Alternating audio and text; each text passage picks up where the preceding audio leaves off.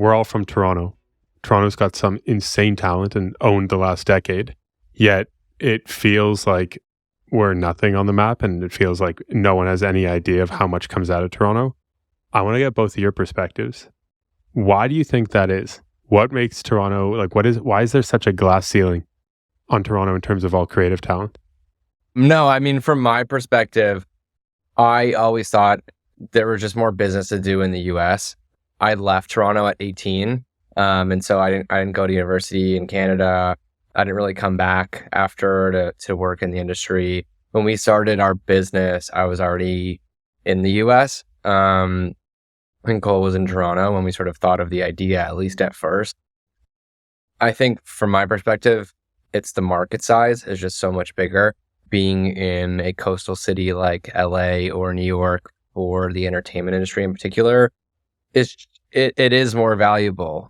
Even post-pandemic, I think that it still rings true. It's not as prevalent as it was maybe before, but the access to meeting people at different times, the serendipity of running into someone if you're at an event or at a coffee or drinks or things of that nature, is just you're not going to find that as prevalent as people in Toronto. I think also in Toronto growing up, you're exposed to the entertainment industry in a very indirect or sort of like arm's length approach. Like there's not a lot of businesses already established working in the greater industry there. And so there's not a lot of opportunities when you're young to get involved in internships and jobs and things of that nature. That's my perspective. Cole, you might have a different perspective because you lived there for so much longer than I did and were working in entertainment and music during that time. So. Yeah, I mean, I think Cody hit on a majority of the points that I probably would say. I mean, my experience is a little bit different because I started in music before we started up north and working in the creator space. So when I graduated college and I jumped into the music industry, I was in Toronto, but I was working mostly on US-based business. But I was in it at the time where Drake had just put out, if you're reading this, it's too late. And that was like the kind of starting point of like all other Toronto artists, producers, songwriters, this whole like creative sphere like coming out of the city. And at that time, that was 2015. And that's when I got involved. And then from the music side, I was like, oh my God, who knew that like there were some of the most insane, talented artists and producers that are coming out of the city that nobody knew about. And now if you would probably pull up the Billboard like Hot 100 and look at song credits, you probably see like confidently could say 60, 70% of those people behind all the biggest songs in the world right now are from Toronto, which is pretty crazy. Jumping onto the creator side, when we started our business, we really only looked at US-based creators.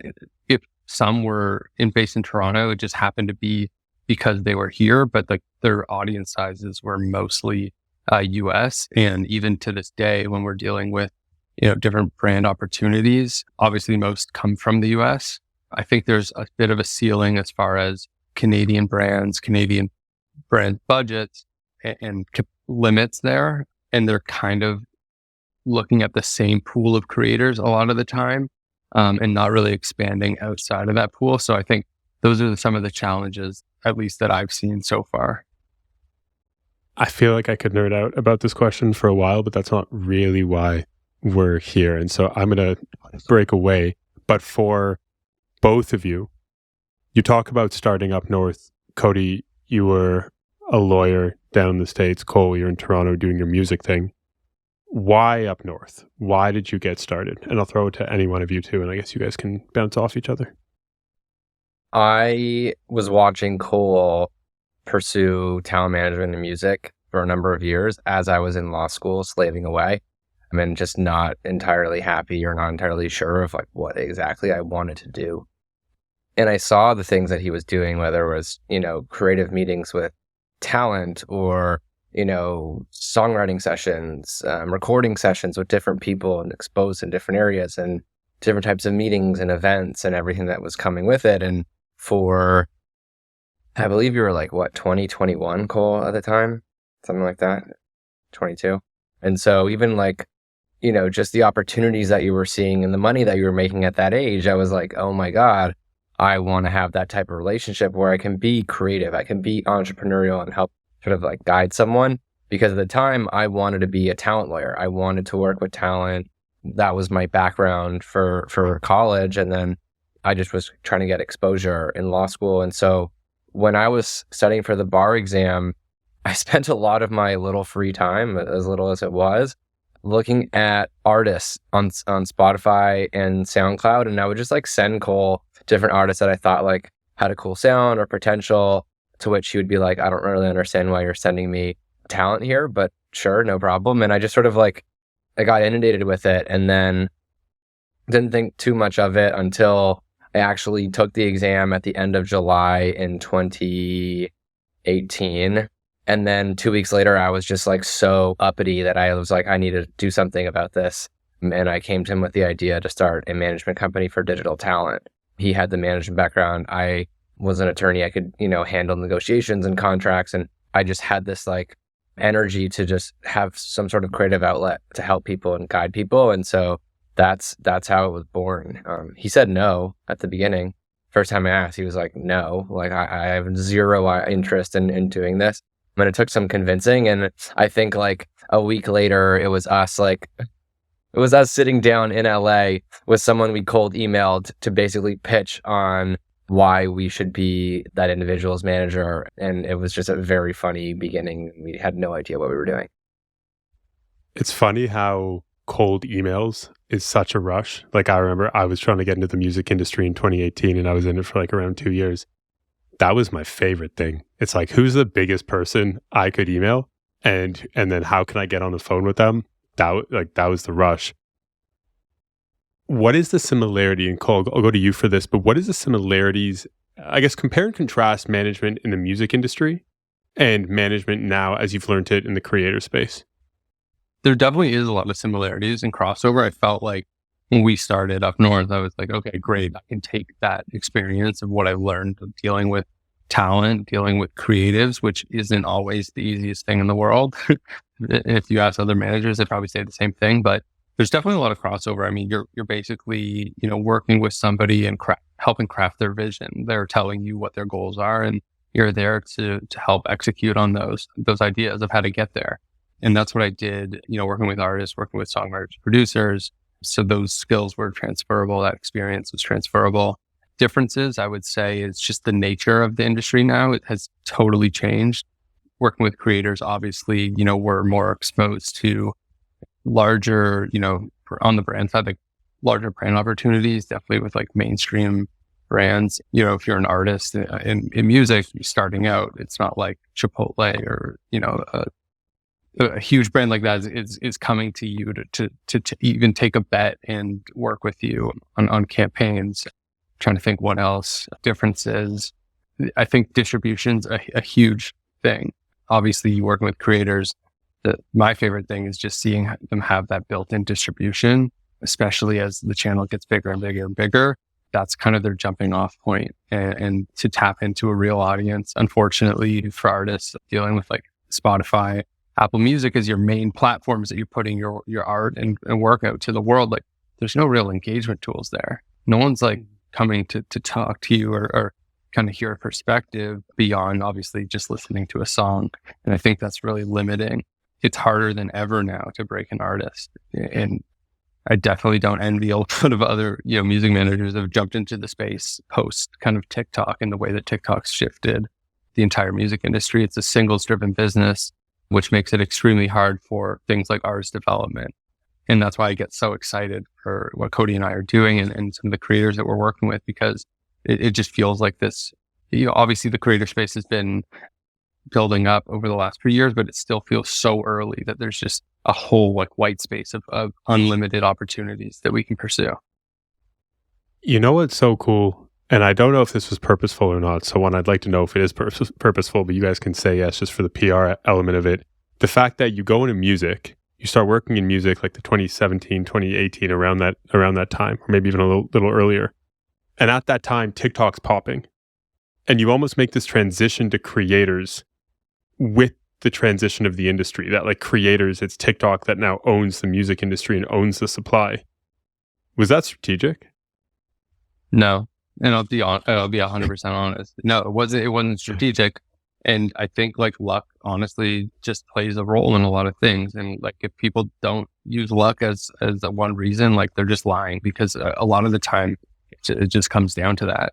We got really lucky, but there obviously was some strategy behind it. I mean, we started specifically in gaming when we started up north, because we saw what was happening in the shift with esports and gaming creators overall.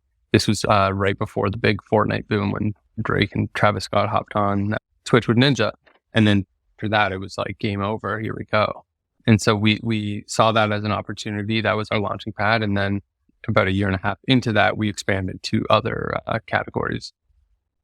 Dude, I guess a big thing in management is spotting trends and identifying patterns as to like who are you going to bet on, and then who are you going to ride with and look to build. Again, whether it's luck or not, like you guys keep seeming to be in the right place at the right time. It starts gaming, and then Cody says, "Screw it! Like I'm not just going to be a lawyer. I'm not going to be an attorney. Like I'm going to jump into management and build that bridge." And then you guys go from music into gaming into just creators in general. Now you're doing some really cool stuff with sports. What goes into for both of you on this? Like, what goes into identifying patterns and trends, or like, what are both of you looking for beyond the obvious of good growth on social, good engagement? We have a lot of just open conversations on where we think, certain trends are headed, or speaking to individuals. I feel like we have a good network of just people that work in the industry, and obviously talking to our clients to understand, what's going on. My example with not wanting to be a lawyer, I was like, I always wanted to work with talent, and traditionally the way you do it is you go work at an agency, you sit in the mailroom, you go to work on a desk, you're a junior agent, you're an agent. And like by the time, however old you are, you're like finally getting to like have some freedom and flexibility. And I just didn't want to do that. And so an area where I could do that was digital talent, because it was so new and people weren't really, touching it or involved as the other areas of the industry. And then that shifted. And then I think we just saw the opportunity in gaming. We were gamers ourselves. So we understood the language, we understood the culture, so we could relate.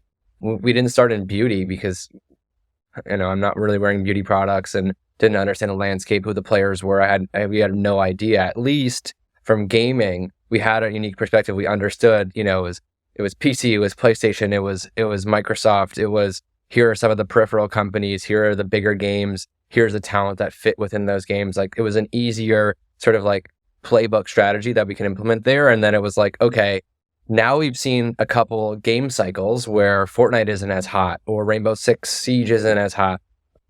Call of Duty's up and down. And so we understood that, maybe evergreen talent or evergreen content, in a sense, would be more reliable for us to work with creators on, because if you're talking about film and TV, there's always something that's going on. Or if you're, in a sports game, there's a sports game every single year. Or if you're commentating on sports, there's always something going on, and there's massive industries that are news-based that are sort of supporting that. And so we could see that, okay, maybe that's sort of like allowing us to go into a new area where we don't have to rely on, the content to cycle out in itself. And so I think just understanding those trends are where we positioned ourselves really nicely. And it's ever evolving, because things are always changing and algorithms are always switching up on people. So it's not fixed. Like there's always work to be done. Everyone thinks, oh, you just like sign a creator and, ride the wave, and eventually they get bigger and bigger.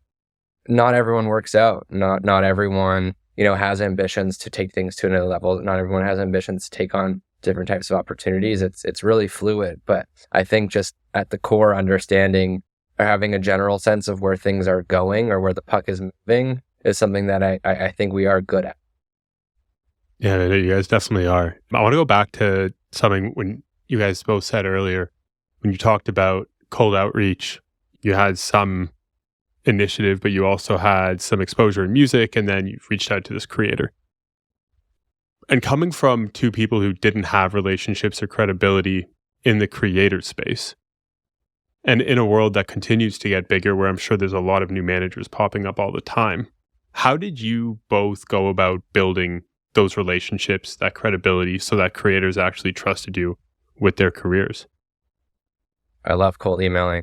There's that thrill, like you were talking about before, Danny, of like the excitement of like someone's going to answer and you get to have a conversation with them. And like, by the way, an hour ago, we were cold emailing people. Like, we still do it to this day. I think first, it's just having like honest conversations with people and trying to understand where they're coming from and understand where they're going with their careers. And then it's really, establishing a more, not an anti-transactional relationship. I won't say that, but just trying to have more of that personal, close-knit relationship to understand them as a human, right? So a lot of these creators, they're exposed to different fans and people, and everyone wants to take, and, they're always being asked to do something, and no one really can speak to them, as a human being and as an individual. And I think we definitely, try to implement that in what we do. It gets easier over time too, as you sign more talent and the industry is really close knit. So people talk and they can, tell others about what you're doing. I think doing things like this, obviously to get our names out there, and for people to hear our story and understand what we're about, versus us in a pitch conversation is obviously super helpful. Cole, I'll let you jump in too. No, you pretty much hit it all. I think a lot of the time what's helpful is, having clients where they have a friend who's also a content creator, and they just let them know, like, hey, like, at Up North, like, we've done some really good work, and you guys just have a conversation, and just kind of take it from there. And, obviously just letting our work speak for itself, but also, letting, potential clients know, like, hey, we're here for much more than just brand deals, because I feel like that's what a lot of people, the pitches for a lot of agencies or managers. Whereas, we've always kept like a boutique feel to our company, and we did that on purpose. And super interesting. I think the idea of like building relationships, especially in this world where we were in this bull market, so much money being thrown around, creators growing like mad with TikTok coming in and all other platforms trying to compete. And it almost feels like now it's kind of subsiding, and like the true fundamentals are actually coming through. Both of you started Up North, and I think I got this from it was either your website or a previous podcast where you said you started Up North to serve the digital world as a whole. And I know you went gaming, and then you still have some gaming, you got some lifestyle, and you got some sports. If you were to do it over again, start over again, would you be so general in terms of scope across the three? Because there are some similarities, but there are some stark differences. Or are there still benefits to being so, let's call it so broad as a management company? I'll go to you, Cole. Sure. Honestly, I like the fact that we're very diversified. I think working in gaming when we just started, it was great, and it's been a lot of fun, and we still do play a role in gaming. But even we saw the limitations because, game cycles, they die out. You saw it with Fortnite, you see it with some other titles. So at that point, we knew that it was just the right time to expand. Like Cody said, we're big sports fans, so we understand sports. We love playing in that space. Me, myself, I'm like a huge cinephile. So that's why when we started working with film and TV, pop culture creators and commentary channels, like that's my world. So like I was just getting really passionate about working with creators that shared like that similar interest, and even I could help either, give guidance on content or just overall kind of long-term strategy of like where I think them as creators can go within that space. So I've always liked the diversified approach and not just pigeonholing into, one vertical. Yeah, no, it's similar to me. I think playing in a diverse world of just different talent from different areas of different types of content and niches is the better play. I get more excited by just seeing, sports and movies and fitness and, Gen Z trends, and just understanding, what's going on a wider landscape is more advantageous in my opinion. Cool.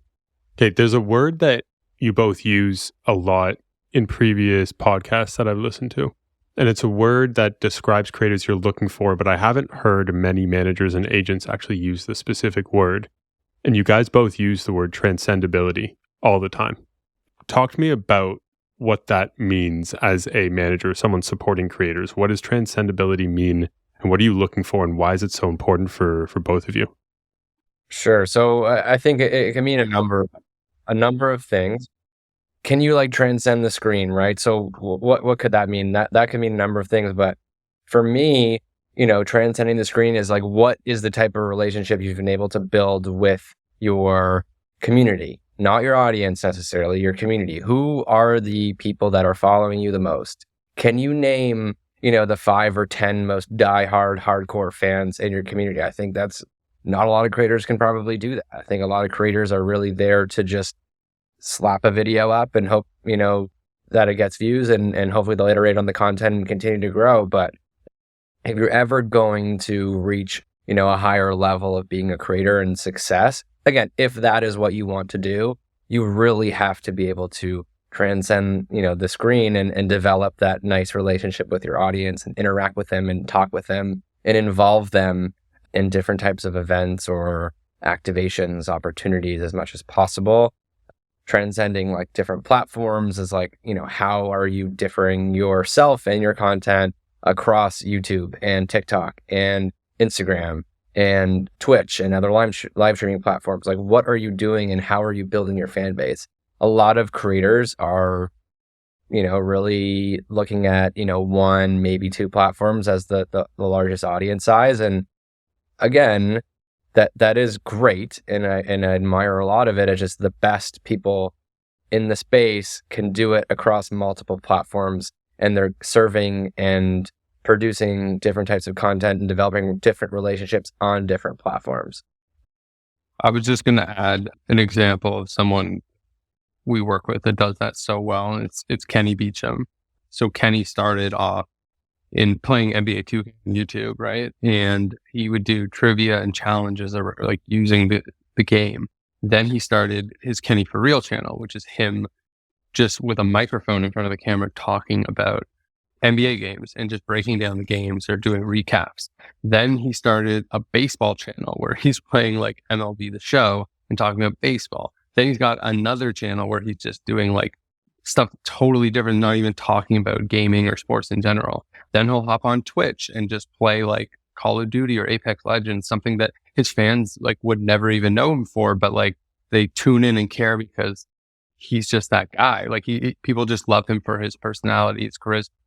And that's, I think, goes into what Cody was trying to say about like this ability to just build out all these different things where if you're a fan of just Kenny and basketball, you're going to be a fan of him doing something totally different. He also has a burner account on Twitter that I want to highlight that really like encapsulates everything. He has a burner account on Twitter that has 50,000 followers, and it's capped. He capped it like you can't even follow it like a year ago, and it's just his most hardcore engaged fans. It's wild. And so he's always posting things in there to engage people and ask questions and things like that. And it's like, a lot of people have, Discord channels, and he has a Discord. He's not the most active, but it's a really interesting place to see, 50,000 people interact with different types of content that he's posting. Everything from like his personal side, what he's doing at home, even with his baby, to like his ambitions, his goals, different types of content that he wants to go into. It's a really, really unique channel that not a lot of people that I know have utilized, or can, for that matter. Yeah, what's interesting about this is, and I knew we were going to get to Kenny for sure, one of the most interesting creators in the space that you guys rep, but when you both started speaking about Kenny, like you both started smiling. Like right away, you both started smiling. And so I think that's a big sign. I think like creators will ask all the time, like, what do you look for when you're speaking to a manager? What should I look out for? Or an agent, what should I look out for? And you guys can clearly get so passionate about the client and really speak about his value and like the things that you like to his value, which is so cool. And so talk to me more about Kenny Beecham. Like how did you come across him? I know, Cody, you were talking about all the different things that you like about him, but how did you come across him and how did that partnership start? Because now you guys are truly building like a whole new media business with Kenny. It's amazing. So the first sort of sports game we were in was Madden. We did a really good job, I think, sort of starting out and carving our way within that space of just producing content with NFL players and our clients, which was amazing. And then, for me, I'm more of a basketball fan than Cole is. And I was like, okay, like next sort of vertical for us to attack is 2K, because it's a massive market in the gaming space. And so we were just searching different creators and just started spending a lot of time trying to figure out who we wanted to work with. And we came across Kenny. I think it was probably at some point in 2019, because we ended up signing him January 2020. So pre-pandemic, we signed him, and then, there was some sort of spark that we saw. He didn't have all the, channels that he does today, but there was just something about him that we could see in the content, speaking with him, just sort of reviewing, socials and seeing the engagement and what people were saying about him, that we knew that there was something there. And so with Kenny, we started just iterating on different ideas. And the first thing that we came up with was a podcast that we launched like 2 years ago. It was titled Called Game. And what we did was create, a whole new show for him, interviewing past and present NBA players, people in the media. And that was, we filmed in LA. It was awesome. We built this whole setup, and it was really cool. I mean, for us, a season, I think it did about 1 million views for that entire season across 10 or less than 10 episodes that we aired. It was the number one sports podcast for a little bit, which was really cool. We had eBay as our sponsor, and DraftKings and Jarritos. All these really big brand names were involved. And then I think for that, there are some creator differences, and we kind of just went our own way. And for us, it was just an amazing learning experience. But again, it taught us the ability of him to, go into another medium, bring in the same audience. And the feedback was just unbelievable we had on that show. And then we launched merch. Or I think, did we launch merch before? I can't remember. But we launched a merch collection that sold way beyond what we thought we were going to sell. And so that made us understand that he had selling power and the ability for people to purchase things related to him. And so those two in combination, understanding his community that he was able to build. I mean, this kid, and I call him a kid just because he's a little younger than me, but he would go on Twitch, and for the NBA draft, just the lottery, not even the draft, just the lottery to see who gets the pick, had 27,000 people watch him watch the NBA draft lottery on where the Chicago Bulls were going to pick. And they picked fourth that year. That's just crazy. And so there were so many little things along the way that got us to understand who he is as a creator, to then put our heads together and be like, we need to do something around you, a la these, creator-led brands, which led to us starting Enjoy Basketball a year ago, almost to the day. Cole, I'll ask you this. So Kenny, as Cody was just saying, and I think you can see by stats and all the anecdotes you guys brought up, Kenny is a media company himself. He holds insane amounts of attention. He's got ridiculous buying power in his audience. People are tapped in cross-platform. He obviously has that transcendability. And I know you do partner with the NBA from time to time. Do you think the NBA is scared of someone like Kenny, that if he got the rights to stream a game or stream games, that no one would watch TNT or traditional television, and instead he would just become the go-to person? I'm going to be careful with my words, okay. Because fair play. We're definitely in talks with the league on working on a few things. But cool. I will say, I think the league is very aware that there's almost this Gen Z problem where they're not really watching full games. They're taking highlights and watching through, social clips. I think if you look at a company like Buzzer, that's what they're doing, and that's what they're focused on because they see this shift happening. No, I think I don't know exactly how to answer that question, but I think someone like Kenny is the perfect type of person that can help the league and work with them in conjunction to, bring the game to a younger audience.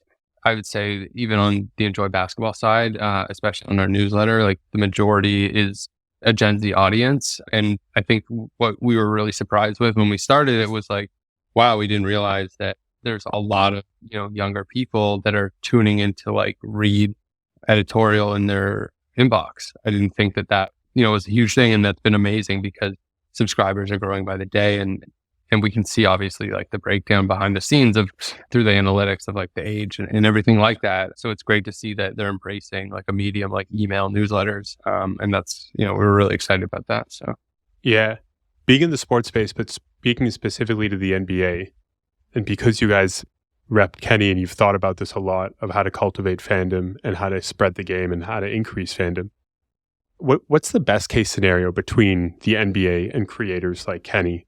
and others so that like the game rises together and both parties win? Like, is there a best case scenario or a best case plan? I don't know if there's a best case scenario. I just think like both sides embracing the other.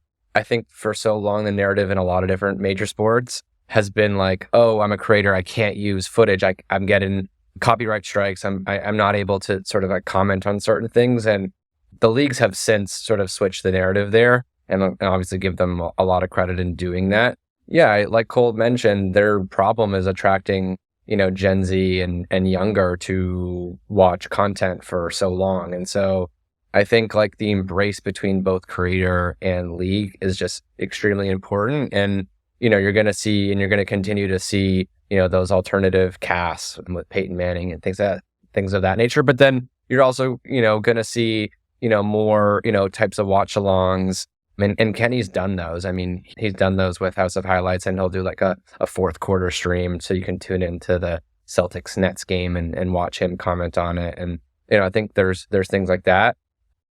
But I think, working in tandem is going to be super important on both sides. And the best case, that's probably the best case scenario in certain senses. Like, the league's media rights deal for the NBA is up in about 2 seasons. Is there, a carve out, where maybe more creators are able to utilize footage and can stream and be part of telecasts in different ways to engage fans? I don't know. Maybe, more forward thinking platforms like Amazon and Apple are probably going to scoop up certain rights, are going to embrace that even further, just understanding sort of the technological shift from legacy media to new media. Who knows? But there's going to be a lot of changes, I would say, over the next 5 to 10 years in sports coverage for sure.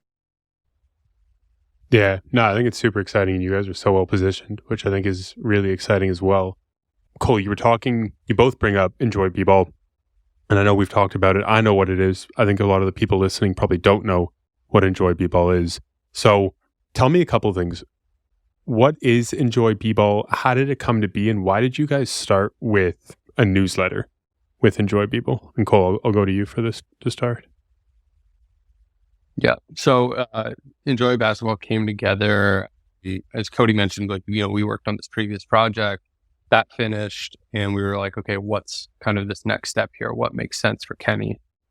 And we put our heads together, and Kenny just has this whole positive kind of mantra about the game of basketball.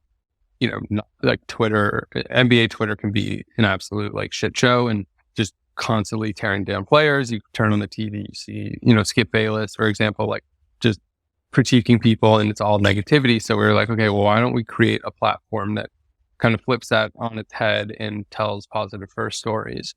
And Kenny was always using that phrase, enjoy basketball, like on Twitter, and he would tweet out like everybody calm down, like let's just enjoy the game. So that's like it sparked. And so we started with a newsletter because we saw the potential of using that medium that no one else was really focused on. And we work with a team of writers that put together the stories. We put it 3 times a week, basically recaps everything going on and additional stories, whether that's player profiles, interviews, things of that nature.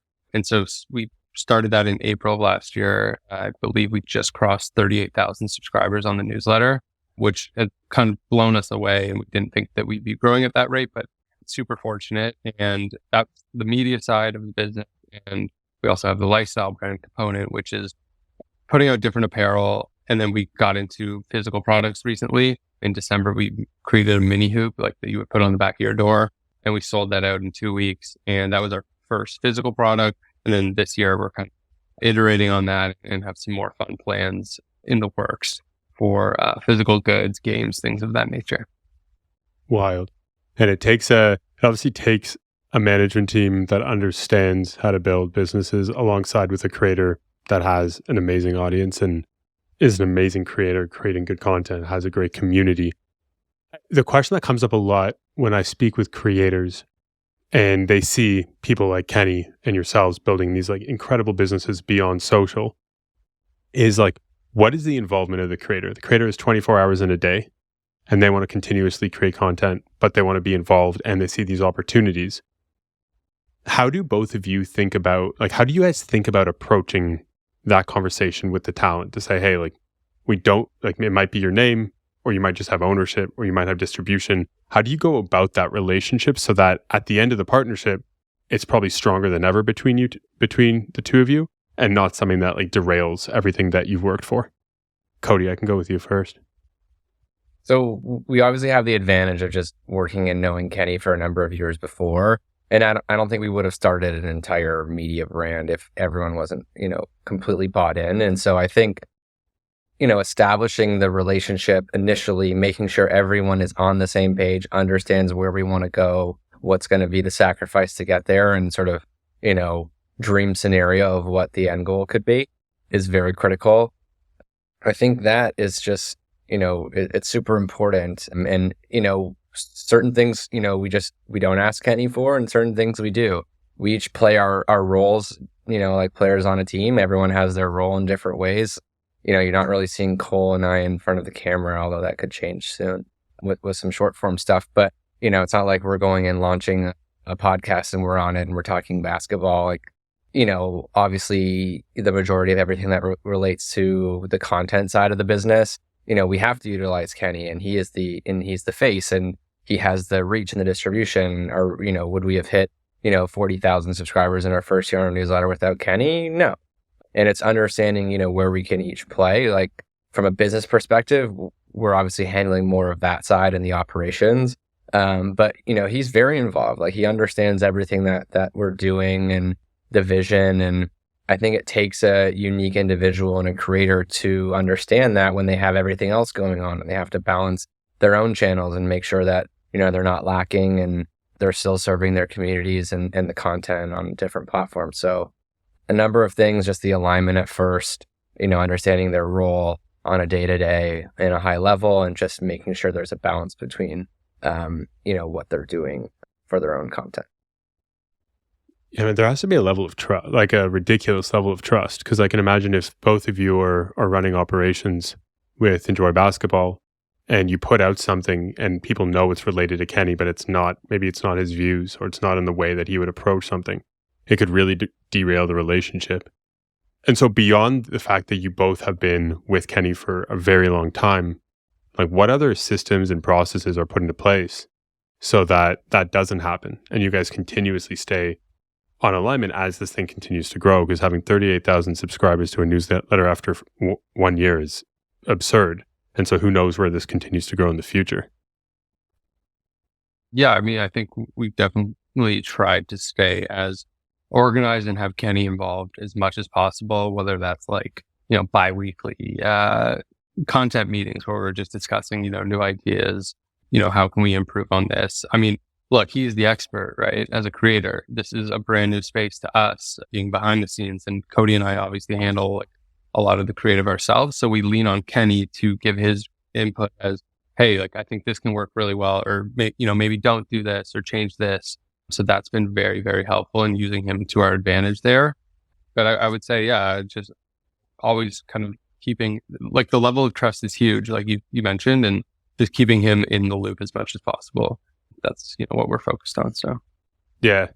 And having the experience running this business, going beyond social, how do both of you view creators hiring teams in the future?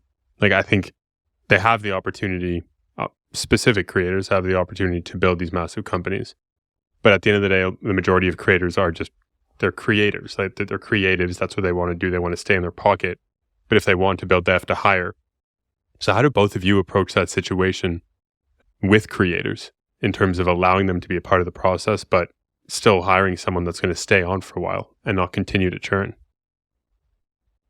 Slowly but surely, just enhancing sort of the quote unquote staff. So I think the easiest sort of low hanging fruit for creators is first hire, quote unquote, as an editor, right? Take time off, you having to stress about editing. I know some people are like, I just want to edit. I don't care how long it takes. And there's probably more than, the majority of people, aren't the biggest fans of editing, and they just sort of want to, be talent and creatives in that way. So, okay, first person editor, next person, probably some sort of like content strategist, channel manager, something like that. And so you can start scaling on a smaller scale where you have independent contractors, not people full time. You don't have to go crazy and give people salaries and benefits and all that stuff. I think you can slowly but surely get used to communicating and building a team around you. And then as you get bigger and bigger, what does that look like? Do you bring in, or sort of like, what does representation look like? Do you have a manager? Do you have an agent? Do you have a lawyer? Do you have, are you trying to create a brand outside of yourself? Do you need to partner with an operator? Do you need to partner with someone who's run a business before? Do you need to partner with someone who's run a business in the type of category that you want? Are you trying to build a CPG brand? Are you trying to build a media company? There's a lot of nuance to that, but I think starting slowly and just allowing certain people into your circle and seeing how you work with others on a smaller scale will just enable you in the long run to be able to say, hey, I've worked with a bunch of different people. I know how this thing goes. We're just going to keep scaling and sort of layering things on top and see how, far we can push this thing. Yeah. And you must have had 20 questions there. I think it shows like how complex the space is. There's so many ways to slice it and so many ways to figure out how you partner with a creator. And it makes me wonder, and Cole, I'll go to you on this, the managers of the next 10 years in the creator space, do they have to be amazing employers, or do they have to be amazing at hiring the right people? Because everything that we're seeing, it's like you're slowly starting to see all these creators pop up with really interesting businesses. A Kenny with Enjoy Basketball, Eric, and his whole production that he's going about, and that's just 2 of thousands. Do you, like, should creators look for managers that know how to hire really well in the future? Depends on the manager. I think so. Yeah. I was just going to say, Cody and I, we don't think that we're experts in every single field, and we'd be crazy to think that was the case. And especially on the Enjoy side, we've been able to hire the right people. We have a social media manager, we have a TikTok editor, we have a content strategist for shorts. We have all these different roles because obviously those aren't areas where we're experts by any means. So, we know what we're going to get the best job done by just making sure we're outsourcing, those areas where we're not as strong in. I hope that answers your question. But yeah, creators would be smart to basically hire the right types of operators behind them. Cody, do you want to add? No, same. Yeah, I feel like it's nuanced, but maybe it is a manager, maybe it's just different types of operators to specialize in the different areas that you're looking to grow or build your business upon. Over time, you're probably going to that person that knows how to hire the right people. If you're building and scaling, that's likely the better approach to take, just because you're going to be dealing with, even today we're dealing with ops and sales and video and content and there's a million things going on during the day. And obviously we can't have our hands in everything. And it's having the right team, and it's us hiring the right people to come on board that are experts in those fields that, we don't have the capabilities, but we at least have an understanding of who should be in those roles. It's super important. Yeah. Okay. I want to end off with this, and maybe it's a little bit of a dig at where the industry is and where the industry is going. But I heard one of you say, I forget who it was on a podcast, you said that everyone is blindly signing talent. And this might have been, I think, around a year ago. And so things might have changed and the space might have evolved. But I think there's a lot of truth to that, because it's a similar conversation that's had with a lot of agents and managers that come on this podcast and that I speak to. So I'll ask both of you, because I think the opinions from both sides are really interesting. Why do you think everyone is blindly signing talent? I can start. Because there's not that much talent out there that's quality talent. And so people are taking risks to sign talent earlier when they're smaller, and people are trying to basically get their hands on anybody just to get opportunities through the door so they can build up their book. Again, that's whether I said it or Cole said it, we probably both said it at some point in the past. To me, it's still true to this day. People are trying to sign as many people as possible and wrangle people up and generate enough revenue to do whatever they want, whether they exit or just build a massive business. But I don't think that's the right approach. Yeah. Cody pretty much hit it all. We've always kind of taken the quality over quantity approach. It's just, even when I was working in music, that's just something I learned from different mentors and people around me. And we want to be excited by the talent that we work with. We're not just here to, collect commission off of. So.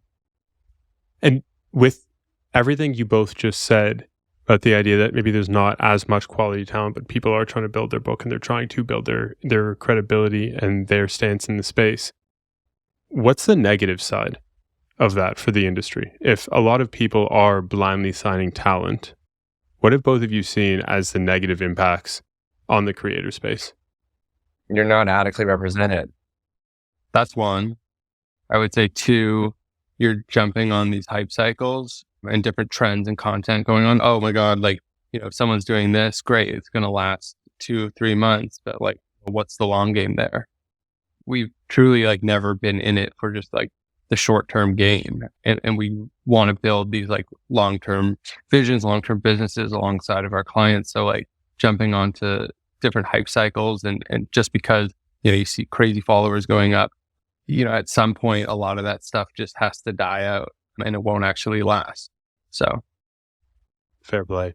All right. Well, let's end off on this. We were talking, Kenny, we're talking enjoy basketball with either if it's with Kenny or another client of yours, what's something exciting coming up that's public that you both can talk about that you're really looking forward to?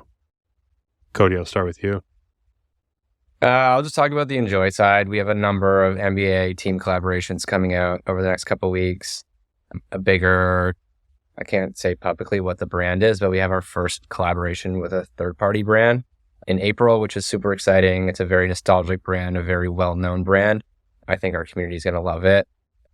There's a lot of exciting things that we have in the works with respect to the brand. I know I'm being like very vague here, but a lot of things, positive things that are happening, and it's an exciting time for us. But yeah, I mean, a couple NBA team collaborations in the next couple weeks as this pod comes out, and then into the playoffs in summer, some larger announcements from us. Cool. Cole, you want to add something? Or are you good to go? I'm trying to think. We work with a creator that we're really excited about in the MMA space, like the mixed martial arts space. There's not a lot of creators in that space that are focused on, personality-driven content, storytelling. His name's Patrick Gavia. He only started on YouTube last year, but he basically makes mini documentaries about UFC fighters, different stories within the MMA space. And a lot of them have been going viral. And he's just an incredible creator, incredible storytelling. The editing is next level. And that's just someone that is so unique and very refreshing to see. And we're really excited to be working with him. So cool. So cool. All right. Lots of knowledge dropped on the pod. Thank you both for coming on. I think it's really encouraging to see people that care for creators and care for them based on the passion, the vision, supporting them on their journey to make sure, as you both said, like it depends on the creator, what involvement they need. You need their involvement, but set up processes around them so you can build bigger and better. It seems like this is an extremely positive way of supporting creators and representing creators. And so I'm excited to see where everything goes with those two creators you guys just mentioned and everyone else on your roster. Thank you for coming on. Big fans. Thanks for having us.